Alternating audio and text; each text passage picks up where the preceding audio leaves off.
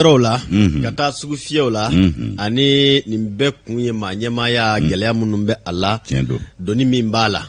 fo asi makama munu nolu fana bi sorala ketugo nyumana anga jerba se ka kan nkorofo bebi faranywanga akoko malikadi akodi ku malikadi kunga kona ndara kalafli yoro kanga ndana mo nyini kulu sugandi ani ma munu yeladu timebowi madun kemande ka dana ya soro mala nina maje mate madonna meje komo wanye dana ya dace bakoro cha manga wi fushi ka bwangoro kanchi anton kati pambara adoni biche tigenzonya ko dana ya soro manide aka gele kosobe sanugo marhaba amifo ani ka renouveau télé ne radio ana lameba bela dele fo malikono ana koka koromro ka ira ka fo mamnu ne olu kon be kado labon sabati ni ka unyamada mi ye kado kuma ye kuma mi ni abibe kuna fundi gafu kono kungango kibara laseli uma biye araba e san kalo durna kli duru san bafla ani mugani kele koromro ikado ka fo ambi ala fo ka tanu ka barikada dali masa ko beke ala ni ka laban tuguni mimbi talike ikado an laje bana lameba bela dele ku befo ku bela dile wale nyumandon ka fo ko mi mitalike ka do kumala o sele ninye kuna fundi gafe kuma o ka do wati ninye ayi nyonzoro kuma blo konna na ka fima ki sanogo marhaba kabo bangoni na ka seya ba amini demsene ni signyon ko bashiti alhamdulillah amela tanu sabu kene na be farikulo la o be tanu kumbo no yibwala sigidamu ato adamu manjamble asabuke kucha manye latige ko kacha dibi banga ndani banga minyi ka do kongo banga minoko banga senge obanga hakli fana kala ya banga yere ya fo chugo mi hakli obe daba ulila coronavirus fana sigile babia ni bere baka ya wana ni makola ko ikado damu be sigila iye ikado idala magade noti machien fo wana mba fo sa alaka sigu damu nchaya jabaru wahidu ale dese koti sofla masa omba barikada ni ka wala nyumandon ka barikada kene be ka keta bela ikado sanga bela jile fanana ikado nanya barikada rasulu be tanu ka wala nyumandon ni ka barikada o kene kele ka nema ne kishi baye alako jidaka ka masa sebe korofu saratambulu ka duluma antise ku sara yere fana anse mi o etanu ni barikada e alabanga do ku ye alibisa ala ko bulu kan suje ankoro ka bana koro be basi kura kanu sisoro jango ku toro bana koro aka jidi alaga jidi ke la ya masha Allah alaga je munu be cien so bara dali alaka no we nanga bamba to bela jilenye kanu ba jama ka foku wale nyumando ku ka kanu amango nyongo lendo ku ni che uyere yere chi ke ko nyuma fana ni foli kaka nanyu foka kanu yala on ba foku ka bismillah ube bismillah kene minga we kuna foni kene ibora ka fo ku bo kuna siri kono pasiri seba ngono kuma umadane do an bo kelengele sugandi daga nguru na kuma bati bawo ni alaka jaya kuma an munu sugandi ona ku klo garjige ani unye garjige nyamada ko nyuma ni klo nyegele ko nyuma e joko nyuma ala ko noya uye ala se ko nyuma ala ko noya anyeru uye ka ma ben ka cheri shuya kula tigini nga sujuru tigiru ala ka noya uluye o mi nye klo nyegele joko nyuma e ala ko noya kanu ba ufana ye ka nyamada ko nyuma noya ulu fana ye faso kono faso koka ko beni nyankuma ka benu sigiro chugo ya wi ni alaka je un vieux mogo est là avec un jeune mogo l'autre vieux mogo est à la maison voilà avec fango o ame fanga fanya na sa sa mazoro ya fala onongo mayale do sa ba ni ngrefe avec ka fanya ngata ka sigi bladro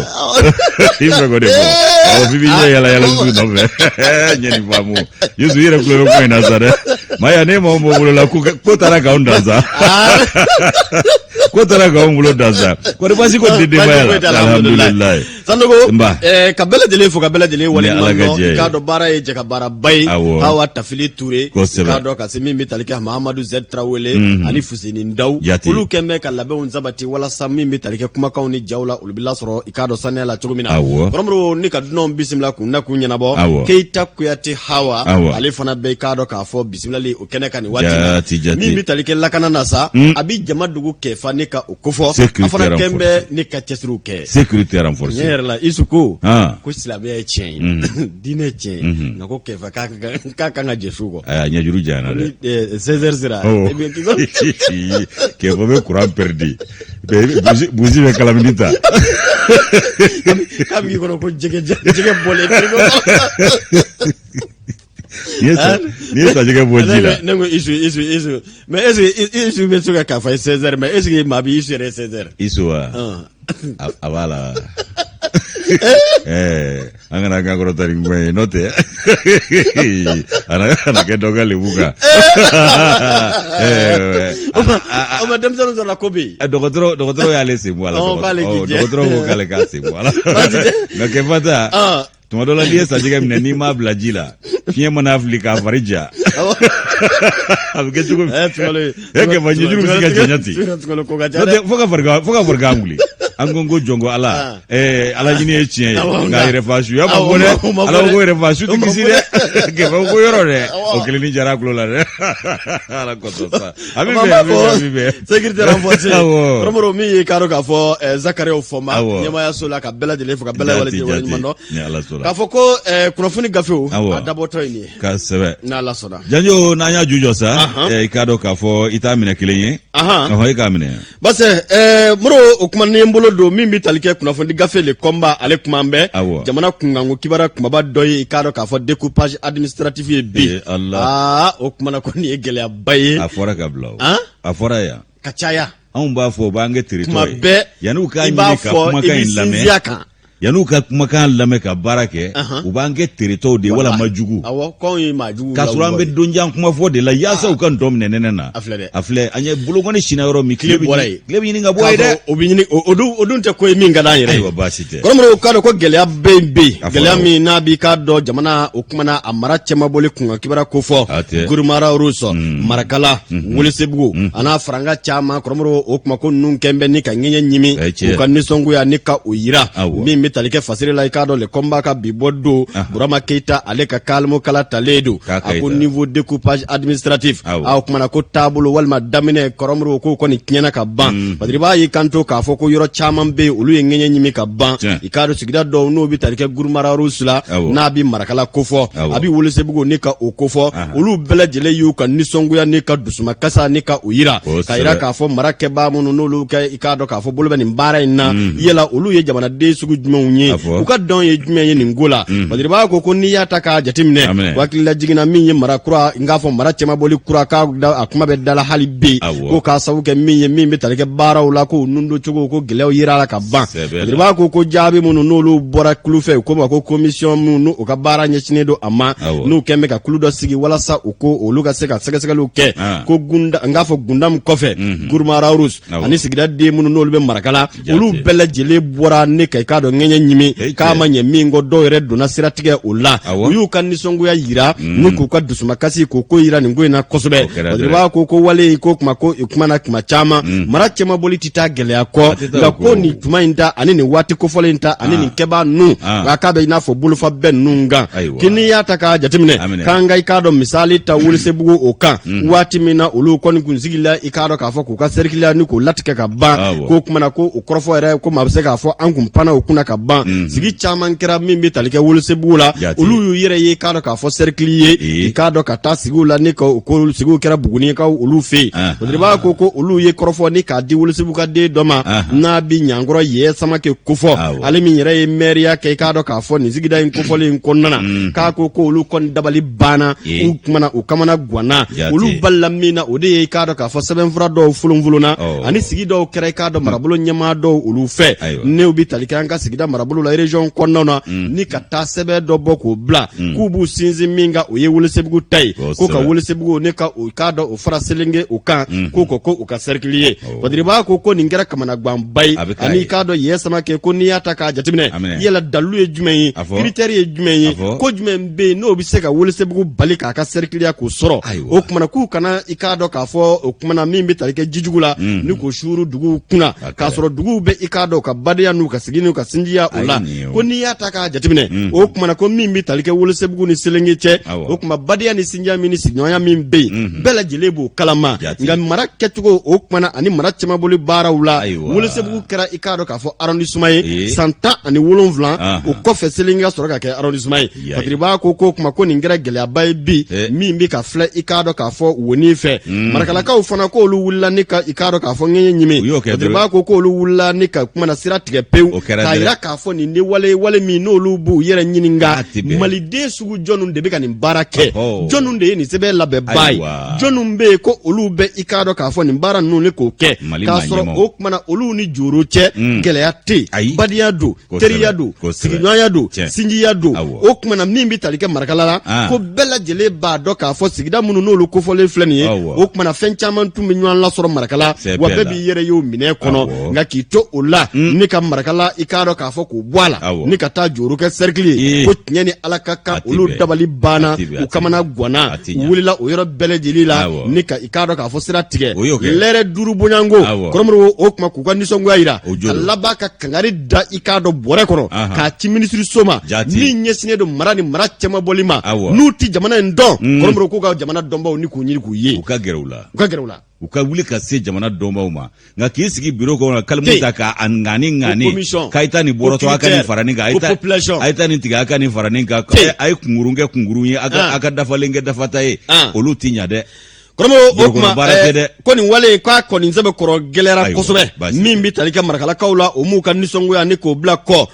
b'a ko alamisa don o kuma u ye yanni alamisa nata cɛ u kɔni ye o jaabi u ni k'o fara ɲɔgɔn kan u y'u ka nisɔngoya yira i k'a dɔn k'a fɔ ntɛnɛn k'a fɔ ko min bɛ tali kɛ yanni alamisa cɛ o kuma olu mago bɛ jaabi jɔnjɔn na kun min na u ye marakala bɔ cercle la kun min na u ye marakala ni ka o sen bɔ o kuma mara yɛrɛ cɛli la o ɲɛmaaya olu la k'olu mago bɛ jaabi jɔnjɔna wa ko nin waati de la u bɛna taa gɛlɛya ta ka ɲɛsin sigida denw ni ɲɔgɔn cɛ. E ka lajɛ ɲɛmaayaso dama min bɛ marakala kabi Mali ma yɛrɛma hɔrɔnya ta o de ka ca fo ka na yɛrɛma hɔrɔnya ta ka marakala to o kɔnɔ. Maintenant sisan joro kɛlɛ filɛ nin ye jɔn bɛ yen ko ka dugu man di bɛɛ ka dugu ka di. Bɛɛ ta ka di. Ni gouvernement couture ye proposition kɛ k'aw kɛra cercle ye aw fana bɛ sɔn ka taa tugun wa. A bɛ gɛlɛya dɛ. A tɛ gɛlɛya. Selenge filɛ nin ye bɛɛ ka dugu ka di ye maintenant ni selenge fɔra k'a kɛra cercle ye yala olu na sɔn ka u ka bɔ u ka cercle la tuguni o kɔni u ye ka ko fereke nin ye dɛ u k'a fereke nin ye n'o tɛ marakalakaw bɔra don min n'u ye ɲɔgɔn sɔrɔ nɛgɛjuru la a y'a sɔrɔ wɔyɔ bɛ fan bɛɛ fɛ ka siraw tigɛ babili min yɛrɛ bɛ yen n'o bɛ yɔrɔw sɔgɔ ka bila ɲɔgɔn na u y'a bɛɛ datugu wa o taara laban finitigiw fana ka taa bin maaw kan k'olu ba dɛbɛ walo fo ka taa bananin b'o la ni ntayani yɛrɛ ma bɔ a dɔw la a don kama n yɛrɛ terimuso ani an baarakɛ ɲɔgɔnw u bɛɛ tun bɛ kɛnɛ ka arajo bɛɛ jɛ marakala ale ani dadɔsi ninnu u n'u baarakɛ ɲɔgɔnw u bɛɛ de tun bɛ nin taama in senfɛ ye. Kɔrɔmɔgɔ ko nin ko in k'a gɛlɛyalen don mara ni mara cɛma bɔli minisiri so u dun gɛn bɛ k'u sigi k'u da gulɔbaranin sigi walima k'u ta k'a la bataki kɔnɔbɔ ye min kɔnɔ kunkan kibaruya yɛrɛ tɛ faamu na Badiri b'a ko cercle min n'a b'i k'a dɔn gouvernement fana kofɔ olu ko k'u y'u nisɔngoyalen don u dusukun tɔɔrɔlen don olu ma se ka foyi faamu ni mara tilabaw ni ɲɔgɔn cɛ i n'a fɔ k'i sigi ni ka i k'a dɔn k'a fɔ fɛn dɔw sɛbɛn k'o bila ko n'i y'a ta k'a jateminɛ gouvernement ko nin ye sigida kofɔlen ye min lakodɔnnen tun don min kun b'i yɛrɛ ye k'a dɔn k'a fɔ o kuma marabolow kɔnɔna na nka tigɛli kura min kɛra k'olu fana tɛ u yɛrɛ ye o baara kɔnɔ tuguni ko n k'a sɛbɛkɔrɔ ndayinnen don a sɛbɛkɔrɔ gɛlɛnnen don k'an bɛ donnin minɛ ko bi ko min bɛ tali kɛ mara minisiri so mara cɛma bɔli mara labɛnni minisiri so ministère de l'administration territoriale décentralisation collectivité territoriale ko ninnu kɔni gɛn bɛ ka nin ko ferege k'u sigi Bamakɔ ya Kɔrɔmɔrɔ o kumana ka laban ka jaabiw bɔ dɔrɔn ko restitution ka taa bila assemblée gouverneur ɲɛkɔrɔ. Mali dan tɛ Bamakɔ ye o. An ko kabako de don. U bɛ ka yɔrɔ minnu fereke ka d'a dugu ma ta. Et puis aw bɛ se ka terme de référence labɛn c'est-à-dire k'a ka critère bɛɛ labɛn ko baara kɛ ka atelier baara bɛɛ kɛ ka sɔrɔ ka taa k'o conclusion don ka sɔrɔ k'a fɔ k'o ye proposition ye. Jamana in ko bɛɛ de yɛrɛ 2018 sigi kɛra yan bɛɛ bɔra a kalama. Ayiwa baasi tɛ. Dantigɛw kɛra. Awɔ. N'o ka pan o bɛɛ kunna k'i sen terege o bɛɛ la k'a ko k'i mago t'o si la. I y'a dabɔ ko dɔ kama. An bɛ waati min na ko sa Sarankɔrɔba fara bɛ ɲɔgɔn ye la.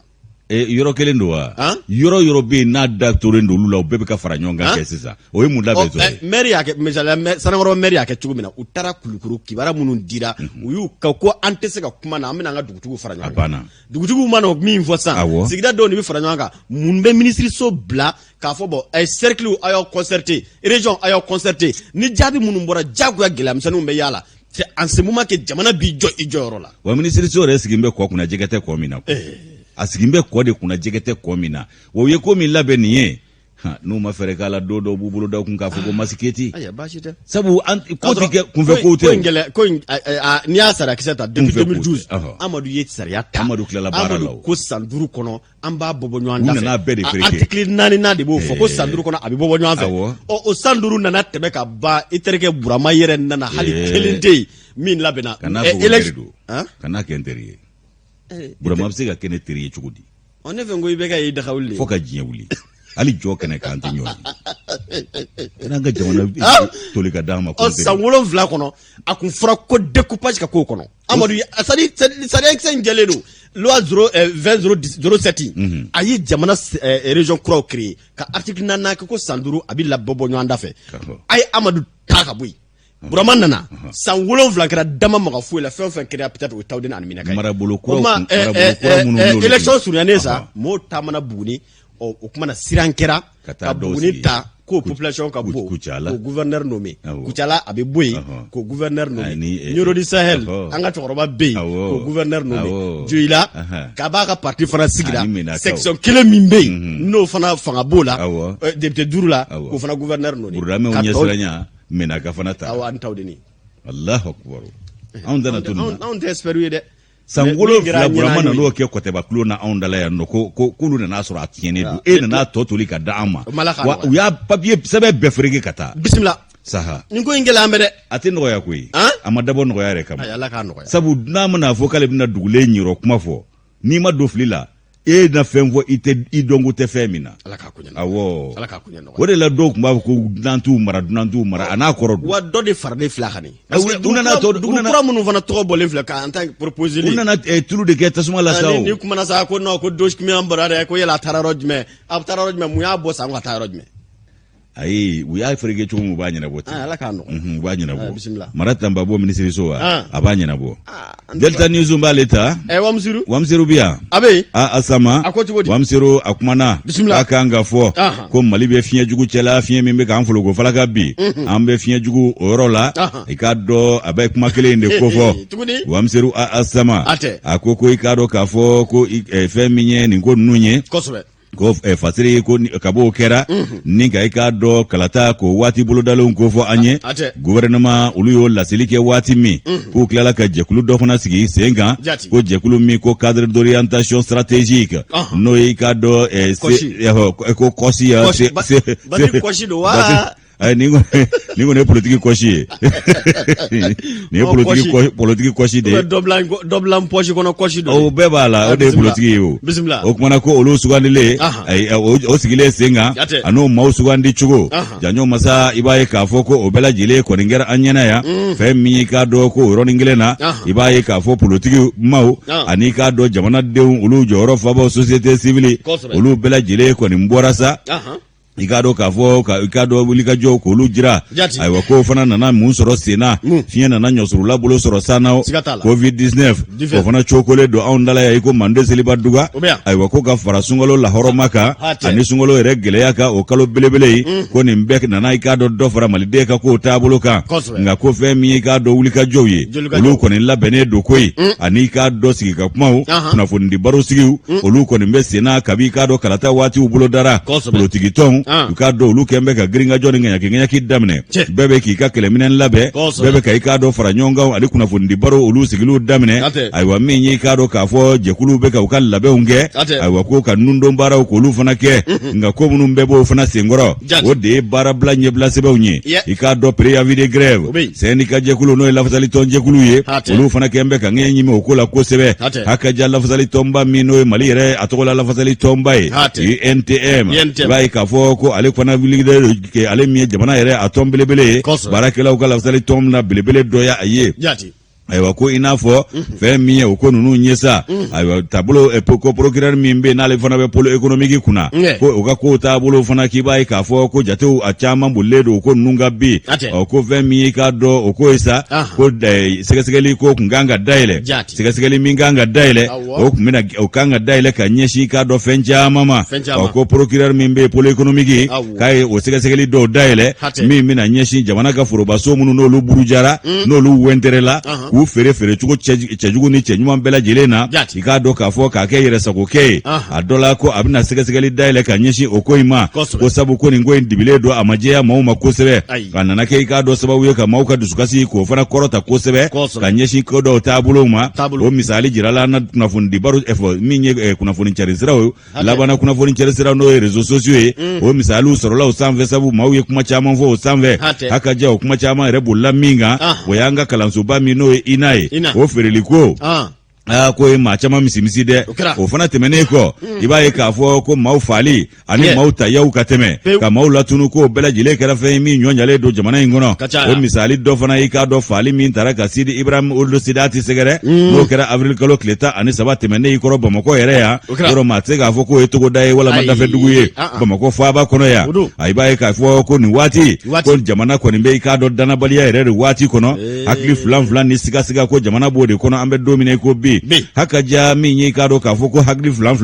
o bɛna don jɛkulu fana kɔnɔ n'o ye sema ye coordination mouvement la Zawad olu ka nin maa ɲɛmaa faale k'a bɛna ni hakili wasi u fana ka jɛkulu kɔnɔna la ayiwa ko o fana bɔlen kɔ yen nɔ i b'a ye k'a fɔ ko an ka jamana a caman cɛ marabolow kɔnɔ ani kɔrɔ saheli bolo olu kɔnɔna la hali n'a y'a sɔrɔ an ka wolomasiri tabaw n'o ye faama ye olu bɛɛ dala saluli kɛ sanga ni waati lakanako nasiraw la k'i b'a ye k'a fɔ ko lakanabaliya fana k'o sinsinnen don o tɛ taa o tɛ maa ci o kɛlen don an sigi ɲɔgɔn ye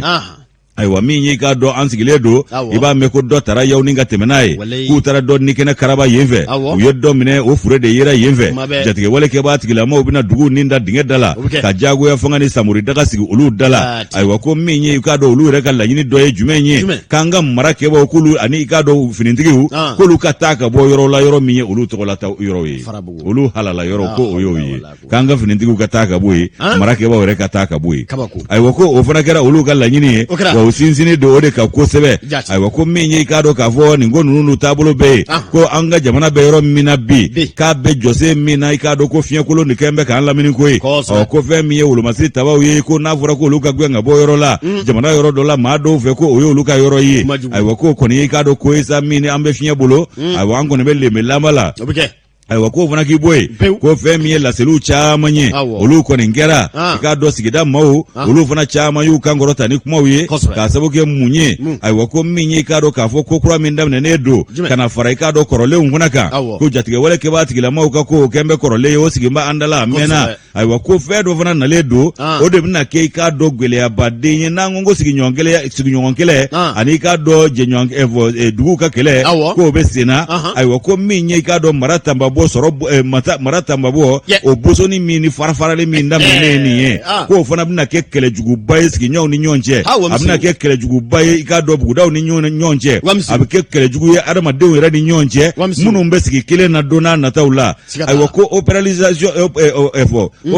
opérationnalisation min bɛ kɛ i k'a dɔn ko marabolo région k'olu kura minnu dilanna fo ka na se i k'a dɔn wulilen don min na nin waati in na ko k'a ta kɔrɔ marabolo la ka na camancɛ marabolo la i b'a ye k'a fɔ ko ŋunuŋunu barika bonyanen don mankan wulilen don ko n'i ye Tombouctou fɔ ka Marakala fɔ i bɔra k'olu madan sisan k'olu taabolo fɔ sisan nɔ ko bɛɛ lajɛlen y'a ye k'a fɔ ko maaw ye u fari fanjugu bɔ yen nɔ ka ŋɛɲɛ ɲimini ka bɔ ka taama kɛ k'a jira k'a fɔ ko fɔlen tɛ bɛn olu ma ayiwa ko marabolo kura min bɛ yen n'o ye Douanza ye ayiwa k'i b'a ye k'a fɔ ko arrondissement dɔw fana bɛ yen ko olu fana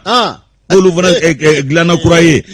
ko nin bɛɛ lajɛlen ye fɛnw ye minnu bɛna kɛ i k'a dɔn balaw de ye maaw ni ɲɔgɔn cɛ ko dɔw kɛra cercles ye dɔw yɛrɛ tun ye cercles ye olu bɔra a la fana ko ye mun ko ye min n'i k'a dɔn ko ɲali sira dɔ y'o ye ayiwa min ye i k'a dɔn dafalen ni dafataw ka kunkurun kɛ kunkurun kan ka dafalen kɛ ka kunkurun dafa k'o de kelen filɛ nin ye an ka taabolo an bɛ don min na i ko bi ko nin bɛna kɛ sabu jugu ye kɛlɛ sabu juguba ko yala k'a tɛna kɛ kɛlɛ ye maaw ni ɲɔgɔn cɛ wa to min sigira ɲininkali to min ayiwa ko sigida maaw ko u kɔni kɛn bɛ ka i k'a dɔn u fari fanjugu bɔ ɲɔgɔn fɛ bɛɛ bɛ ka ɲɔgɔn filɛ ni ɲɛ kɛrɛ ye k'a sabu kɛ jamana maa ɲɛmaw ka i k'a dɔn mara tanbabɔ a tilali kɛcogow ye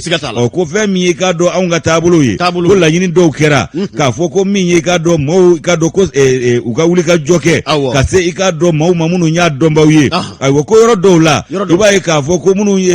sigida minnu bɛ yen ko arrondissement dɔw bɛ i k'a dɔn k'a fɔ sigida 5 bɔ ko olu ka yɛlɛma ka kɛ cercle ye ayiwa ko yɔrɔ dɔw fana na a ye cercle yɛrɛ fana ko o bɔra a ka cercle ya la ko laɲini min ni o bɛ ka kɛ sa o de ye k'a fɔ ko nin ko ninnu bɛ ka kɛ ni lahala jumɛn ye a bɛ ka kɛ dalu jumɛn kɔnɔ k'anw ka jamana yɛrɛ ye jamana si jumɛn ye an ka jamana bɛ k'a kunda yɔrɔ jumɛn de kan sisan jaabi ye jumɛn ye ko jamana bɛ k'a kunda yɔrɔ jumɛn de kan sisan Wamsiru Wamsiru a ye ɲininkali kɛ ko ni labɛn minnu bɛ sen na ko yala o ni an bɛ tila ni kɔlɔlɔ ni girinkajɔ ni ŋaɲaki la ka tila ka n'a fɔ k'an bɛna kalata jɛlen kɛ ka kalata cɛɲin kɛ ani kalata kana bilalen k'o bɛ se ka kɛ k'o tɛ se ka kɛ nin kan kan dɛ Wamsiru Asama Delta News kɔnɔ a ko i k'a dɔn ko a bɛ bala maa la n'i k'a dɔn k'a fɔ lakana o ka i k'a dɔn ɲɛ sɔrɔ anw fɛ yan nɔ ko lakanabaliya wa k'o ko tɛ balana ko ye bilen ko ye ayiwa ko min ye i k'a dɔn nin ko ye sa ayiwa ko kalo 6 bɔ ɲɔngo donna nataw la k'i b'a ye k'a fɔ ko yɛlɛma ko bɛna kɛ tuguni ko ye nka yɛlɛma in tɛ kɛ ɲuman ye sabu a bɛ kɛ balaw de maaw ni ɲɔgɔn cɛ lakanabaliya k'o bɛ dabolo min kan o dogolen tɛ maa si la an bɛ don min ko bi dɔ de bɛ ka ko ka fara o ka fɛn tɛ bɔ o la ayiwa ko ka tila ka na nin ko kura ta k'o bila o la nin ye denkura y'anw ka ngɔyɔ la wa k'a bɛna wolo fɛn min na o kɔni ko ale b'a fɔ ka bila a bɛ wolo balaw de la maaw ni ɲɔgɔn cɛ o kumana gouvernement min bɛ yen n'a kɛn bɛ ka nin ko in daba wuli labɛn k'a bila k'a m'a labɛn ni tilen a m'a labɛn ni hakilisigi ye wa a m'a labɛn ni mabɛn ye mabɛn min b'a to ko ninnu bɛ tilen ɲɔgɔn ma n'u bɛ si ɲɔgɔn ma yaasa u ka bɛn ayiwa ko i k'a dɔn ko nin kɔni ye fɛn ye jigitigɛ ko don kɔlɔsili y'a jira k'a fɔ ko nin ye jigitigɛ ko ye ko nin gouvernement in ko sigi ka kuma yɛrɛ de y'u tana ye k'u tɛ fɛ ka sigi ka kuma yɛrɛ de kɛ k'u dun ye fangakɔrɔ min dafiri ko o fiɲɛjuguba n'o banajuguba de tun b'o la awɔ k'o banajuguba de tun bɛ fangakɔrɔ in fana na olu y'o min dafiri k'o man ɲi k'o man ɲi sigi ka kuma ko i k'a dɔn o tun y'o tana ye wa olu yɛrɛ fana nalen filɛ fari kelen de da furancɛ fanga maaw ta juguyalen don ni fangakɔrɔ binnen ta ye u tɛ fɛ ka maa lamɛnw ni maa tɛ sigi ka kuma ayiwa ko min y'a wolomasiri tabaa tɛ a civili tɛ o kɔni bɛ yɛrɛsagokɛ de la ye ani k'a dɔn u tɛ maa lamɛn sigi ka kuma o maloya bɛ olu la walama olu ka bon o ma Wamsiru Asama a ko nin fɛn min filɛ nin ye ko k'a fɔ ko kalata waati bolodalen bɛna kɛ a ɲɛma i ko a laɲinina cogo min ayi k'ale ma da o la k'an to nin cogo in na o ko balaw de bɛ ka labɛn ka bila fɛn min ye gouvernement ye fangafurancɛ fanga gouvernement ye ayiwa k'u bɛ ka kow ta k'u lajɛ u tɛ ka u minɛ ni hakili ye u tɛ k'u minɛ n'a kɛcogow ye ayiwa ko politikimaw olu sigilen don k'u kɔnɔ o ko sabu ko i k'a dɔn ko balaka wuli fana bolodalen don k'e k'i jɔ sunkalo ka ban ni sunkalo dɔ ko k'a banna bi wa an ka seli lahɔrɔma kɛ wa ko balaka wuli de bɛna dabɔ jamana in kɔnɔ tuguni wa o balaka wuli k'a tɛna dabɔ dɔwɛrɛ kama dɛ gouvernement yɛrɛ ka dabolo n'a ka kow kɛcogo ani k'a dɔn k'a fɔ u kɛn bɛ ka kow fari da cogo min na ayiwa ko n'i y'a jateminɛ ko yɛlɛma k'o ma kɛ ko ye ayiwa ko furancɛ fanga maa minnu k'u bɛ kulonkɛ la dɛ u bɛ k'u kulonkɛ ni mun ye k'u bɛ k'a kɛ i n'a fɔ u tɛ jamana in tiɲɛ dɔn u bɛ k'a kɛ i n'a fɔ u tɛ jamanadenw dɔn u bɛ k'a kɛ i n'a fɔ u tɛ jamana in yɛrɛ taabolow dɔn k'u bɛ kulonkɛ juguba de la wa ko jamana bɛɛ yɔrɔ min na nin waati in na k'a bɛɛ fiɲɛkolon de cɛ la fiɲɛ k'an ta ka taa n'an ye o ka nɔgɔn ni fɛn bɛɛ ye fiɲɛkolon bɛ ka bara yara ka taa fan bɛɛ fɛ fata cɛlanbugu fiɲɛ mana funu ka taa yɔrɔ min an fana bɛ funu ka taa ye o kumana ko a bɛ ka taa n'an ye sira min kan k'u bɛ taa n'an ye ka taa an dagun fɔ yɔrɔ jumɛn na Wamsiru Asama a ko sɔnnikɔrɔ ko tɛ ko sans rancune awa an ye nin bɔ Delta News ka bidon bɔli siga t'a la kɔrɔmɔrɔ an y'a fɔ ni i teri tɛ tiɲɛ f'i ye i jugu saraka tiɲɛ de f'i ye a k'a f'i ye u tɛ teri yɛrɛ fɛ u tɛ jugu yɛrɛ fɛ kuma tɛ teri ma wa teri min bɛ tiɲɛ f'u ye u b'o fara juguw kan jugu yɛrɛ min fana bɛ tiɲɛ f'u ye u b'o kɛ jugu kun kelen ye sabu u bɛ dɔw bisigi k'u kɛ jugu ye k'a sɔrɔ maninfin ka hɛrɛ b'i baro kɛ ɲɔgɔn nɛn kan i ka hɛrɛ bi hali jugu nɛnkun kan a lamɛnba in i k'a dɔw k'a ka kɛ ko ye an ka taa sugu la kɔsi ninnu jateminɛ kɛ a bɛɛ ma bɔ Bamakɔ yan politiki kɔsi a bɛɛ bɔra Bamakɔ yan politiki kɔsi batiri kɔsi a batiri kɔsi man ɲa dɛ politiki kɔsi don an ka taa sugu la an ka taa bisimila awɔ ni Ala ka jɛ awɔ Jajo an kɔni n'an ta bila ka suntigɛ kɔnɔ nka an ɲɛ b'u la k'u taw min ye a n'a sɔrɔ olu ma sun an tɛ tɛmɛ ni kunnafoni ye parce que karamɔgɔ o dɔ Aruna Kone Joliba k'i ka kan ka alimamiya concours ko ka lajɛ ko k'i converti ale ko ten n ka kɛ alimami ye awɔ ne ko lala an bɛ sɔn ka alimami concours dɔ organiser a tɛ se concours la n bɛ taa kalan na Maroc kana ni nana dɔrɔn bɛ k'a ye olu caman mana na olu caman kɛra politikimɔgɔw ye dɛ dɔw bɛ fɛngɛ la haut conseil la dɔw bɛ alimamiya la dɔw yɛrɛ ta ye tafsiri kɛ dɔw fana ye mouvement sigi dɔw ye association sigi awɔ Imamu association arne kole juliba akoko duwa ka sebe koro ka alhamdulillah ala ka jabe ambe ala ka jabe ambe ma kromro Ablaye Maiga ande meto ya ale laje asila yi a dalebe ko daka komesi anga foli baye Mariam Fu ka jalo jeri na la sona ka jalo ni ye ale fu ni ma Mariam Fu o be na fo ya fala yimuru fo imami fu to ka je wala yendo abe komini maya ko kuma fori re da yi ngor la be ko dro be kele didige o kuma na Ablaye funa betinde Ablaye funa betinde Ablaye Fu ka Maiga Mariam ka jallo ama fona fu formation konnana koromoro okumana uzazi benge jangne jara ale yɛrɛ la tunne do olu fana sika ayira ko olu fana na labɛn de kɛ ko fo sika kɛ cercle ye ujodo ba kɔfɛ ujodo parce que ni yake daga bi galama de bi ta kama awo le 6 arrondissement fo ka kɛ cercle donc le échelle on y fait charoka fana ko bi kɛ cercle jangna ambi ko awo ambi ko ane bana koromoro ale kuma mbɛ ni yɛrɛ ko be ka ba ambe jangne ko a yɛrɛ ko be da radio yɛrɛ ko be ambe jangne ko olu ko fo no be wuli ni comme a kɛmɛ beki ni fana ka wulila ambe CDR MC amale ko awo yalla sona no te magala ambe dado si ko ni radio beje ambulu ko kuma koromoro okuma ko ni ko in ka akakan kata bala min ka do découpage indépendant pama fana kuna ko ministre min nyashine do marani mara chama boli kun kibara la ka be ka dalu ni kai ka do mo hakli sigi le ministre en charge du dossier tente de rassurer cogo di ni dalu jume aywa ka ye communiquer do sebe communiquer bi amblo la min ye Dawuda Sangare ale kuma mbɛ a ko baara minnu n'o ye k'a dɔn baaraw ye minnu n'olu kɛra mara cɛma bɔlen ye walima mara labɛnni kun kibara la kɔrɔmɔrɔ i k'a dɔn ko n'a jaabiw yɛrɛ bɔra ka bila kalo tile 29 ni tile 30 capitale régionale la n'o ye an ka marayɔrɔkɔrɔw olu faabaw ye fo ka se Bamakɔ district kɔnɔna a k'a kɛra sababu ye ni i k'a dɔn caman k'u kɛ dimi minɛ kɔnɔna k'a bɛ Marakalakaw kofɔ a bɛ Sogolokaw kofɔ a bɛ k'a dɔn k'a fɔ Ɲafungekaw kofɔ a bɛ Tongakaw ni ka olu kofɔ Tombouctou marabolo kɔnɔna kɔrɔmɔrɔ ko n'i y'a ta k'a jateminɛ découpage administratif kun kɛra min filɛ o kuma k'a ka gɛlɛ i k'a dɔn ni gɛlɛya bɛɛ lajɛlen nka mun y'a gɛlɛya i k'a dɔn mara cɛmabɔlen baarakɛlaw olu de bɛ k'a gɛlɛya ko kɔntɛ baara in ka nɔgɔ kosɛbɛ patiri indépendant ko n'i y'a ta k'a jateminɛ ko maa minnu n'olu ye i k'a dɔn k'a fɔ sigida camanw ye kɔrɔmɔrɔ i k'a dɔn jamana kɔrɔnbolo fo ka se a tilebi bolo o la bɛɛ lajɛlen bɔra i k'a dɔn k'a fɔ ka kibaruyaw ni kunnafoniyaw sɔrɔ k'a fɔ marakɛbaw olu bɛ ka fɛɛrɛ kura dɔw ni ka olu sigi o kumana fɛɛrɛ kura minnu bɛ kɛ sababu ye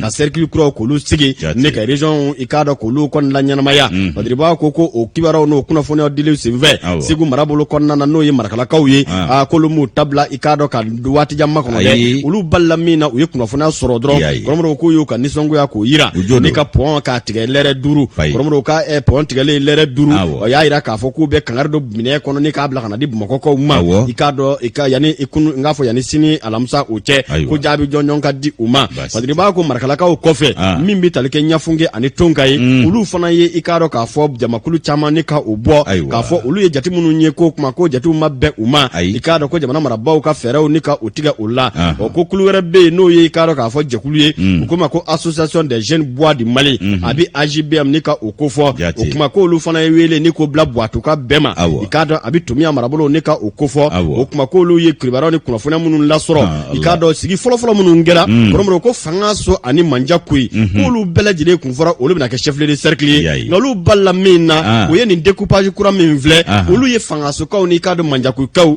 k'olu bila ɲinɛ minɛ kɔnɔna na o kuma ko kɔni kɛra sababu ye min bɛ tali kɛ Tomiya a cercle i k'a dɔn k'a fɔ a kulu dɔ bɛ yen n'a bɛ Buato association ni k'o kofɔ olu kɔni bataki k'o sɛbɛn ka wele bila ɲɔgɔn ma ni ka laban ka ɲininkali k'o kɛ yala munna fanga so ani i k'a dɔn manja koyi ni k'i sigi fɔlɔ kun kɛra i k'a dɔn concertation kɛra kabi san 2018 waati o kuma olu kun ko fanga so ani k'a dɔn manja koyi o bɛna k'a damana cercle ye o kuma na kibaruyaw ni kunnafoniyaw ni kibaruya minnu dira kɔrɔmɔrɔ ko olu balila min na i k'a dɔn Buatu yɛrɛ bɛɛ n'o ye Buwa mara ye olu bɛɛ lajɛlen bɛ ɲinɛ minɛ kɔnɔ o kuma ko olu fana ye k'a dɔn k'a fɔ sɛbɛnni kɛ ka laban ka wele bila Buwa bɛɛ lajɛlen ma bɔbɔw bɛɛ u ka ɲɔgɔn lawele ni ka ɲɔgɔn lasɔrɔ kɔrɔmɔrɔ o kuma wale min kɛtɔ filɛ ka ɲɛsin Buatu turulakaw ma n'o ye k'a dɔn k'a fɔ Tumia mara ye ani Samara fɔlɔ bolo dɔw bɛ yen o kumana u ka i k'a dɔn dalu jɔnjɔn ɲininka gouvernement u fɛ o ninnu n'a ɲɔgɔnnaw kɔrɔmɔrɔw ko kɔni kɛra i k'a dɔn k'a fɔ ko ye ko min n'a kɛn bɛ dimiba ye bi dimi min ni a ɲɛsinnen don i k'a dɔn k'a fɔ marabolo n'o ye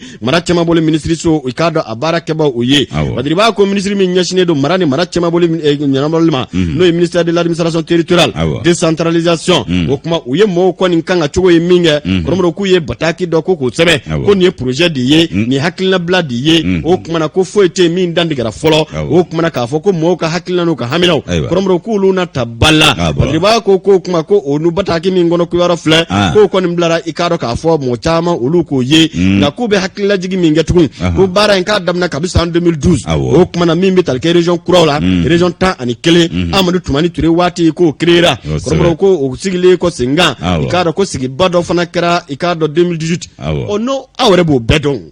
mun bɛ ko gɛlɛya quand il dit qu'il s'est poursuivi avec l'organisation de concertation régionale en 2018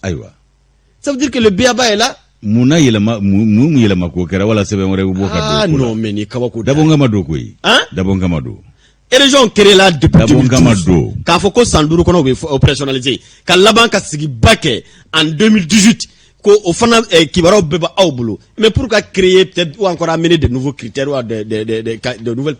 fɛn caman u bɛ fɛ ka maaw hakili suɲɛni nin ko ninnu ka ɲaami transition ka taa fɔ san 4 na a tɛ kɛ yan o aya o kuma k'an bɛ dɔɔnin minɛ ko bi ko min bɛ tali kɛ ministre so la k'olu y'o hakililajigin kɛ k'a fɔ olu y'o baara dafa de kɛ parachèvement de cette réorganisation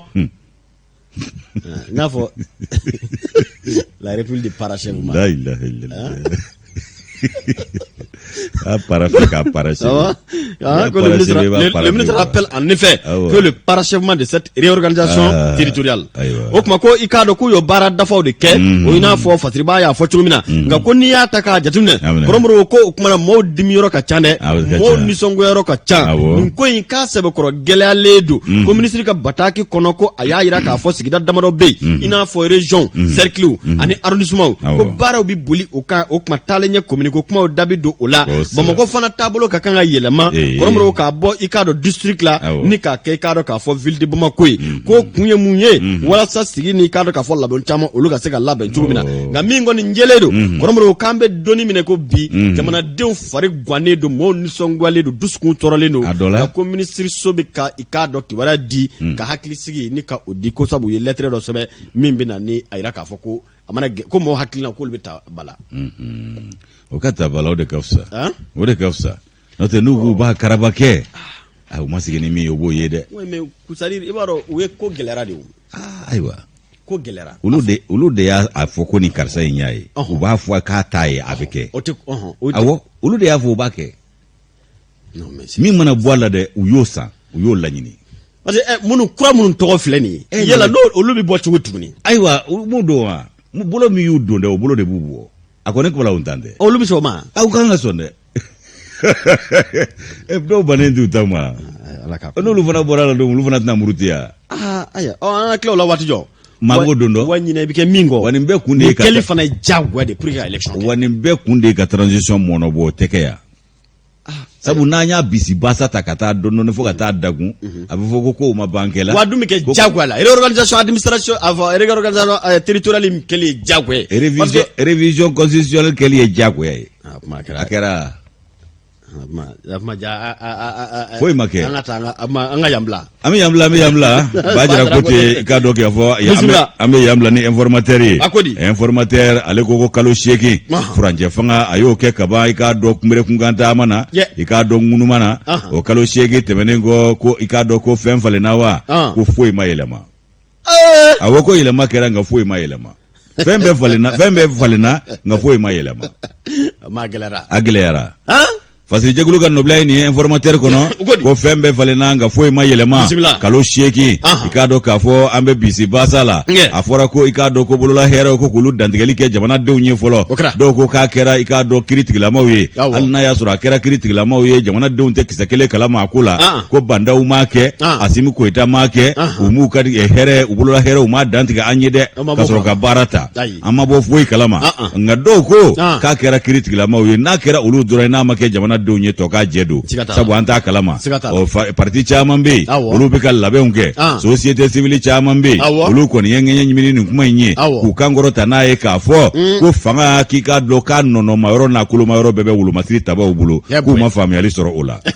o ko min filɛ nin ye i b'a ye k'a fɔ ko min ye kiri o nasiraw ye o min fɔra k'a fɔ ko sɛbɛnw na ta ko i k'a dɔn o ko kiri ni k'o kiiti min bɛ yuruguyurugu ko fɔ ŋanamu o min kɛra jamana in kɔnɔ yan haka ja fangakɔrɔ min ye marakɛbaa minnu ka fanga dafirila olu ye i k'a dɔn nafolo burujali min kɛ ani jamana yɛrɛ fusukali min kɛ k'a kun fɔra k'a fɔ ko sɛgɛsɛgɛliw na ta k'o sɛgɛrɛ ko maa kelen t'u la min jɔrɔlen don bi ko sabu sɛgɛsɛgɛli t'a la a kuma yɛrɛ ma fɔ ko marakɛbaa kɔrɔ kɔni y'u sago n'u dungɔ kɛ i k'a dɔn tiɲɛni o la jamana in kɔnɔ ka taa n'u yɛrɛ ye ko ma kɛ ko gɛlɛma yɔrɔ ye jumɛn ye transition nakan olu ko k'olu na lakurayali kɛ ko mali kura jɔsen kura k'an bɛ yɔrɔ min ko bi hali bi n'a ka biya ko kisɛ kelen o ma kɛ o ko la fɔlɔ k'a fɔra ko yuruguyurugu k'olu b'o kɛlɛ mara kɛcogo juguya k'u b'o kɛlɛ ɲangibaliya k'u b'o kɛlɛ ɲangibaliya yɛrɛ olu y'o kolo don ni loi d'entente ye fɔlɔ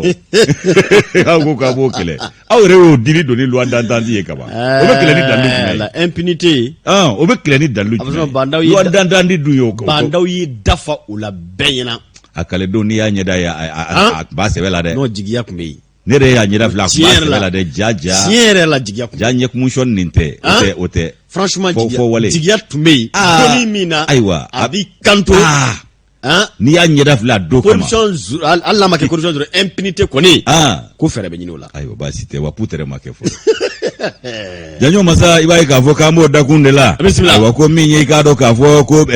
nin fɛn saba min filɛ ko nin kɛlen don ka jamanadenw hakili waasi bi kosɛbɛ yurugu mara kɛcogo juguya ani ɲangibaliya i k'a dɔn ko nin fɛn saba kɔni kɛn bɛ ka jamanadenw ni da dingɛni da la bi an ka kalifa seerelen don ni nin ye fɛn min ye i k'a dɔn k'a fɔ ko min ye i k'a dɔn dɔw ye laɲini kɛ ko fo fanga ka dafiri ko fanga ka wala sɛmɛ k'a sabu kɛ nin kɛwale kelen ninnu de ye fanga jumɛn ko don Ibrahim Boubacar Keita IBK ale ka fanga de kun ko don wuli ka jɔ kɛra ko fo fanga in ka taa ka bɔ yen ko k'a da wolo k'a sabu kɛ nin kɛwale kelen ninnu de ye o kumana ko ɲɛma sɔrɔ o la wa yɛlɛma yɛrɛ ma kɛ fɔlɔ ko min ye i k'a dɔn wolomasiri tabaw ye ani i k'a dɔn jɛkulu kɔrɔ min da wolola CNCSP Comité national pour le salut du peuple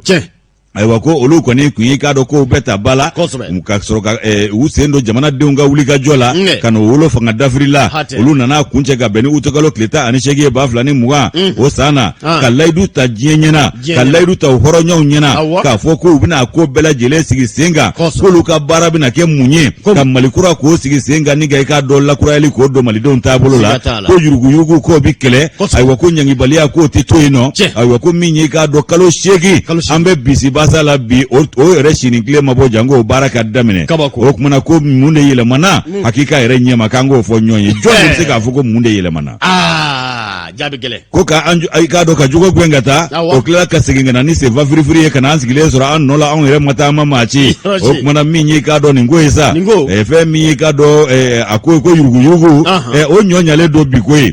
ko min ye i k'a dɔn yuruguyurugu yɛrɛ ye e ko o dɔ ma fara o kan wa fɛn ti bɔ o la o ko jɔn de bɛna i k'a dɔn yuruguyurugu gɛn ka bɔ Mali kɔnɔ o tomi sigira ɲininkali tomi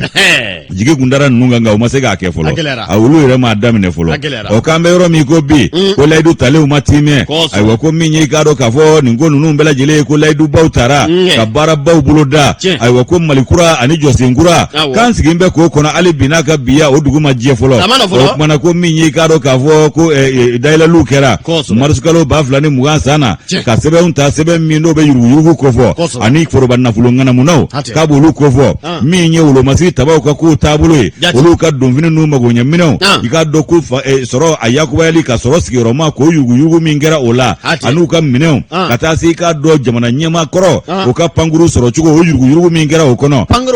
pankuru kɛ k'o yuguyugu min kɛra o kɔnɔ a n'o nafolo sanayɛlɛ min kɛra o la ko a fɔra ko o ko bɛɛ bɛna ɲɛɲini ayiwa ko min ye i k'a dɔn nin ko ye sa ko jamana ɲamakɔrɔ o masurunyamaw ayi ko a bɛ ko i n'a fɔ o maa kelenw de bɛ yan bi ko ye ko k'a sabu kɛ mun ye mara kɛbaa kɔrɔw olu kɔni ma nɔ minɛ u ma ɲininka ayi hali ma siran a sabu kɛ mun ye y'u yɛrɛ dalen don a la ko ala ka maa fɔ a ɲininkali tɛna ta k'u sɛgɛrɛ mara yɛrɛ kɛbaa kɔrɔ bɛ nin na bɛlɛ yan a bɛɛ tɛ mara kɛ a bɛɛ y'a kelen ye a bɛ ɲini ka k'o ye sa o maa kelenw de ye nin ye o o kumana ko min ye février kalo tɛmɛnen o daminɛw la i b'a ye k'a fɔ ko min ye wulikajɔw ye ka o kɛra Mokhtar Wane fɛ a taara o kɛ i k'a dɔn wasaden ladegew ɲɛkɔrɔ n'o ye CNT maaw ye ayiwa ka kalikasiyɛnw kɛ ka taabolo ɲumanw fɔ jamana a ka taabolo ani kɛtaba minnu bɛ gouvernement bolo k'o kɛ ministre n'o ye fangabolo ɲɛmaa Mokhtar Wane ale taara o kɛ a y'i sinsin fɛn jumɛn kan o de ye k'a fɔ ko lakurayali ka ta ka jamana in sɛgɛrɛ ka jɔ sen kura di a ma mara kɛcogo kura ko o ka don sen na a fana y'i banba o kan ani k'a dɔn jamana jɔ sen kura ka di a ma fɔcogo ɲuman a y'i banba o kan a ko fɛn min ye nin ko ninnu bɛɛ lajɛlen ko ka sariyakisɛw ta k'u lajɛ kalata sariyaw minnu bɛ i k'a dɔn an ka jamana kɔnɔ yan ani lakilenni minnu bɛ yen lakilenni sariya minnu bɛ yen ka ɲɛsin foroba cakɛdaw ni i k'a dɔn an ka taabolow ma ko k'o bɛɛ lajɛlen lajɛ ka kow kɛ jɛlenya la k'a bɛɛ lajɛlen kɛ n'i k'a dɔn k'a fɔ kungilenna kelen ye i k'a dɔn maaw u ka bɛn kelen ma Mokhtar Wane a kɔni y'o dantigɛli kɛ wasaden ladege ninnu ɲɛkɔrɔ ayiwa i b'a ye k'a fɔ ko a y'a jira k'a fɔ ko ale bɛna nin baara bɛɛ lajɛlen kɛ faso tɔgɔ la ayiwa min ye i k'a dɔn nin ko ninnu ye a dɔw la ko min ye i k'a dɔn u ka jɔyɔrɔw fali ye ko yala k'u na se k'o bɛɛ kɛ wa ko kiiri tigɛ ko ɲuman o na se ka kɛ wa ayiwa ko fɛn min ye i k'a dɔn ko o bɛɛ kɔfɛ kiiri yɛrɛ i k'a dɔn ko misali fɔlɔfɔlɔ a bɛ ɲɛmaw de kan k'o yira o kumana ko misali kun kan ka ye jɔn fɔlɔ la Bandaw ani Asimu Goyita k'olu de kun kan k'u ka hɛrɛw dantigɛ maaw ye n'o ye biɲɛ ye ko déclaration de biɲɛ u ma biɲɛ déclaré wa Mali yɛrɛ fana ma déclaré awɔ Asi ma déclaré an ye o kumana n'u y'u ka baaraw ta yanni baara yɛrɛ kun ka ta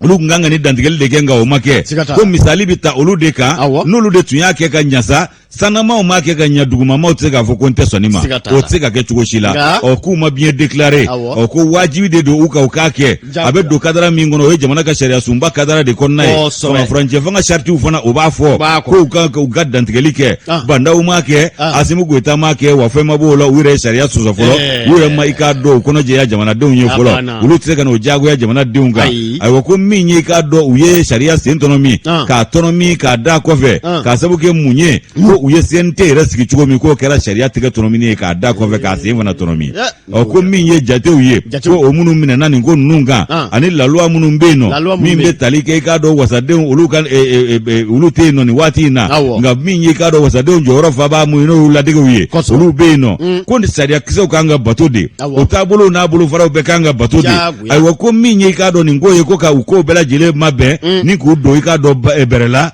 o ka don ba la ayiwa ko fɛn min ye i k'a dɔn k'a fɔ sigiyɔrɔw ye k'olu kɛn bɛ k'o tilaw ni ɲɔgɔn cɛ bi jamana tunɔma yɔrɔw a nɔnɔma yɔrɔw fanga kolo girima yɔrɔw k'u kɛn bɛ k'o de tilaw ni ɲɔgɔn cɛ bi k'u sigi wa k'a ko yɛrɛ kɛn bɛ farati ɲɔgɔn na ye o awɔ méfiance mutuelle bɛɛ faratilen don ɲɔgɔn na farati ɲɔgɔn na don ko fanga furancɛ fanga ye o jɛ tɛ taa yɔrɔ jan a tɛ laban fanga furancɛ fanga i k'a dɔn k'a fɔ ko ale yɛrɛ bɛ ka taa sira min fɛ a bɛ ka sira min bɔ na an ye ko a fana bɛ ka fanga kɔrɔ ka ladege de kɛ i k'a dɔn sinji sira balima sira jɛɲɔgɔnya ani i k'a dɔn masurunyamaya dɔnbaya ko i n'a fɔ i bɛ ka kun bɛ k'a kɛ cogo min k'u fana bɛ ka taa o sira de fɛ wa ko maa caman bɛ yen fɛɛrɛtɔn caman bɛ yen jɛkulu caman bɛ yen jamanadenw jɔyɔrɔ faaba olu kulu caman bɛ olu kɔni y'a ye k'a fɔ ko fanga a kolomayɔrɔ a tulumayɔrɔ a kolomayɔrɔ n'a nɔnɔ k'a bɛɛ bɛ wolomasiri tabaw bolo n'o ye l'armée ye o kɛn bɛ ka i k'a dɔn a bɛɛ minɛ ni k'a don nagakɔrɔ k'u sigi n'o ye ko k'a ta furancɛ fanga daminɛ na fo ka na se bi ma min ye i k'a dɔn politikima dɔw ye olu kɔni y'u yɛrɛ farati i k'a dɔn wolomasiri taba ninnu na kab'u ka fanga dafiri don kabi fanga dafiri don u ye kumakan duman min fɔ kab'o waati dɔw faratilen d'u la dɔw y'u yɛrɛ minɛ u la sabu wolomasiri taba o kuma janɲɔgɔn sa i b'a ye k'a fɔ ko politiki maa minnu y'u faratiw la ka kɔlɔsi ka u yɔrɔ janyaw la kab'a daminɛ na olu ye i ka dɔn u yɛrɛ ta kab'a daminɛ ayiwa u ye faamuyali dɔ sɔrɔ kabi ninnu na kuma ko la ayiwa ko min ye i ka dɔn maa ɲɛmaa minnu bɛ yen bi jamana bɛ lahala min na u yɛrɛw ɲɛ b'a la ko nka k'u ɲinɛnen don dɛ ko nka fɛn min y'ale politiki maa dɔw ye minnu ni i ka dɔn u ye fangakɔrɔw kɛ ko olu fana bɛ ɲina k'a fɔ k'u fana sen bɛ jamana tiɲɛni na wa u fana sen bɛ a lanɔgɔli ninnu na wa ka na ninnu fana ta ka fara o kan ayiwa gouvernement min fana sigira o fana kɔnɔna la fanga kɔrɔ marabaa caman bɛ o gouvernement kura in kɔnɔ CNT kɔnɔ o dakun kelen don o maa kelenw de bɛ munumunu salo la kɔsi kɔnɔ i k'a dɔn bati kɔsi yɛrɛ min sɔrɔla o fana kɛra o fɛn kelen ye ibeka ikado ka fo ka fana kun ya ta damne tande wa min ye furanje fanga mawye olu fana be ko la de kele de ke ina fo ikado ka fo bandaw ani ikado ka fo ministry min be no be lakana o ko fo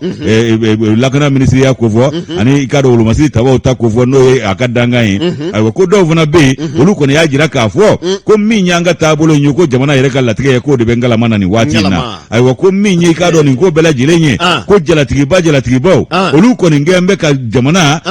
annono mayoro dama ta ni ku daga yi ko daka o be ka klakla wura ni nyonche ay ko kle damaro ka ko fanga dafrinye ko groupe do beno no je kulu do ye no ye doni karamo hakli fere no esperu ye Nations Unies tola ko ye ikado ka sibe do fulufulula o ya jira ka fo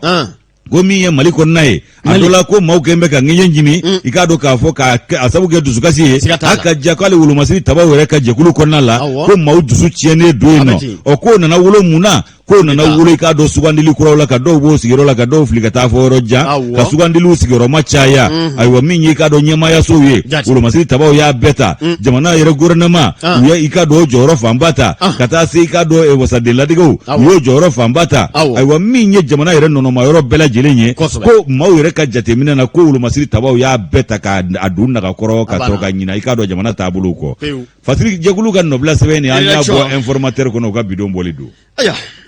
niko barkalay koy tiena barkalay malikowa salwa ngume ni korofo kelela utara laba da chila sanwele ni korofo kelela ni nambo kelela wa sanwele ameni keleke malaka noya sabu ambe transition monobo wajibikatoirement awo parce amba foko fo masega ke ay nyama aka kalo binani faraka to akata 2023 la amsoro ko ke nyimi ni nadro ka manger madro ka burute ke nyi lese ka quadron Allah akbar wati de kurna ko wati kurna note negasira refuna kungodo bia semaine faire maiga ke aka be fega ko balaw do datugu ko jakumabu maiga jo Ibrahim Maiga wa Maiga semene vere manyama do kale be fega Ibrahim Maiga kwa be fega balaw do datu ko jakumabu odundime terete marsila nga terensira fe do be no ko uka be isra mimi tasira labe ani ga sira ilaje ina fo lorni mbe chomina ko do de balala ka buli be nyebo la bulila o de kenyeke fo na garde national do kasara nga kembe ko takat o gringa jori nga yake ka bu datu ko jakuma bu atenya na dona na tawla dabisa andam na do nala sonama kurumuru wati kurun kama kuchala ka ofeno ni ala ye seli duguja irana ni metalike lil papa ani papu comédien renouveau télé la télé fait son show o kembe ka concert bele ko labeni ala sonama ikado stade sidike watra la bike kuchala ngene tan shaking wati seli duguja o kama wele blale no bema kuchala ana makafu walma mako walma ikado ka fo mali de be anga nyondro kuchala na lay ikado seli duguje ira anna ko mana papu comédien lekurle ani lil pap ma papu yewa ya lekurle amuro ya mi zigiri sufana ikado ka fo Lamine ale fana jama jigi sono ale fana kembe ko labeni ala ka je zigiri su fana bina ke seli do o temenengo ikado ka fo ko festival Mamelo Sikaso fana be laben